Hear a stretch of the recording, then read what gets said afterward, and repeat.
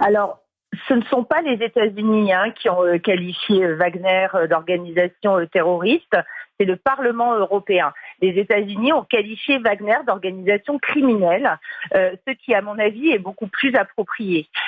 Pour ce qui concerne Wagner, moi, je pense que l'on se focalise beaucoup trop sur son volet militaire.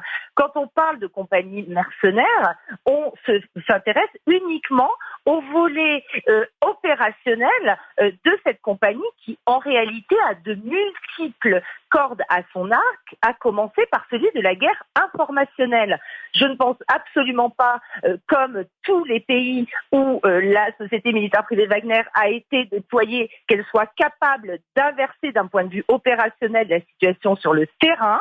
En revanche, dans le domaine de la guerre informationnelle, il s'agit d'un acteur absolument redoutable qui non seulement travaille sur les réseaux sociaux, comme cela est très souvent rappelé par la diplomatie française, mais qui est aussi capable de pénétrer les médias locaux, y compris ceux qui s'expriment en langue nationale, y compris ceux qui sont connectés avec les sociétés civiles. Et c'est là qu'il s'agit d'un acteur particulièrement dangereux. Ce sont des influenceurs. Il faut faire attention à ne pas s'intéresser uniquement au volet militaire de cette société. Le caractère mercenaire, par ailleurs, de cette entité fait oublier sa connexion avec la Russie et les liens qu'elle entretient directement avec le Kremlin, ce qui est aussi très important à mettre en avant.